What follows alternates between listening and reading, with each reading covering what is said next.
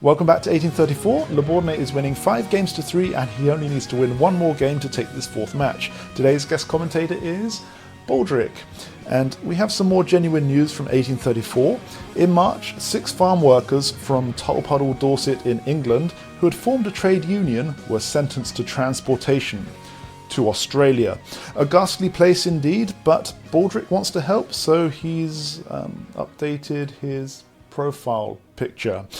Let's begin. McDonnell opens with e4, we have c5, the Sicilian, and it seems that McDonnell has permanently given up on f4 because for the 3rd time now he goes for knight to f3. Knight to c6, d4 in the centre, the pawn captures, the knight captures back, and in game 12 Bourdonnais captured with the knight and McDonnell won after 21 moves. In game 11 he played e5 and got a draw after 56 moves, so he goes for e5 because that's better than losing. And we continue as in game 11 for a few more moves. The knight captures here and we have the b pawn captures the knight, bishop to c4 and knight to f6. Up to this point they've played exactly the same as in game number 11, and in that game Bishop played bishop to g5 to pin the knight, but this time he plays the Queen Elizabeth move, QE2.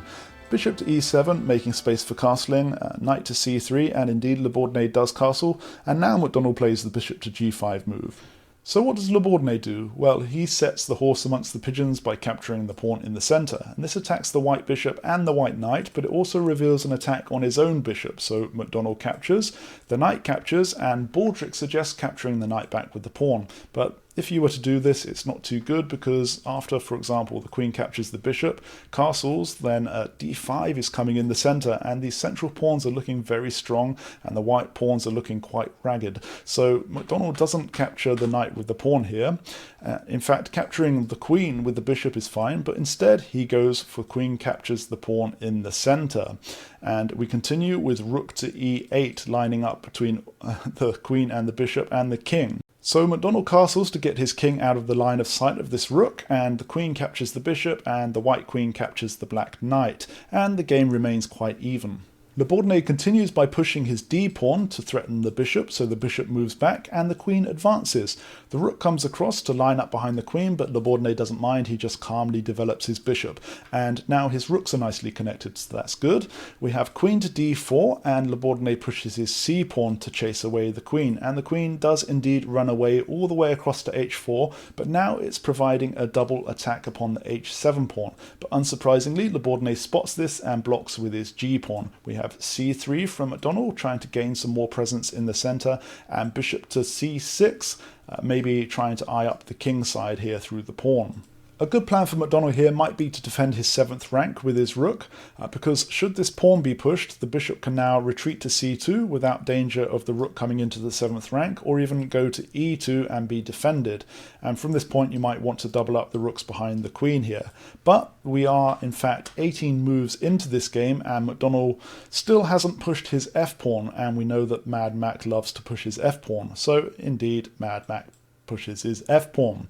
We now have c4 from Bourdonnais, again chasing away this bishop, and the bishop now has to go all the way back to b1.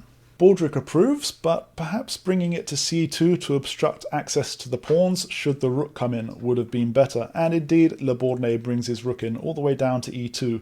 McDonnell tries to defend everything by lifting his rook to f2, but Bourdonnais just doubles up. Now McDonnell needs to be very careful to defend everything here, but he is Mad Mac and he goes on the attack with f5.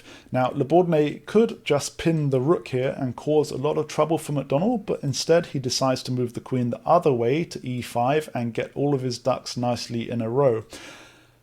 McDonnell again needs to be very careful to defend, so he brings his rook across to f1, again doubling up.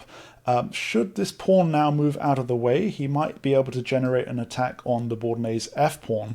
But in the meantime, Bourdonnais brings his queen down to e3 and pins the rook here. And I like this little image here with all the build-up of the powerful pieces, so I've used it in the thumbnail. So what does McDonnell do here? Well, he decides he's going to capture with the f-pawn to reveal the attack on Bourdonnais' f-pawn. Bourdonnais captures back with his f-pawn, but again, this rook is pinned pinned by the queen, so it can't approach here. So McDonnell brings his queen into f6, trying to find something to play with here.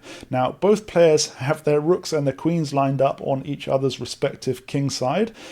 Who is going to blink first? Well, it's Le Bourdonnais that blinked first. He captures the rook with the rook. The queen comes back to recapture, and instead of exchanging queens straight away, Le Bourdonnais advances his king, maybe hoping to get a step forward in the endgame. But McDonnell goes for the queen exchange, the rook captures back, and now the king threatens the rook, so the rook retreats. But again, McDonnell offers a rook exchange, and this time Le Bourdonnais accepts, and the king captures back. And it was at this point that no player saw any advantage in continuing. After king to f6, there's pretty much nothing that either player can do, so they agreed to a draw. So Le Bourdonnais is still winning 5 games to 3, but McDonnell is still hanging on in there. Will he be able to mount a comeback, or will Le Bourdonnais clinch the victory? Spare a thought for the Tolpuddle Martyrs and everyone else in Australia, and I'll see you again next time.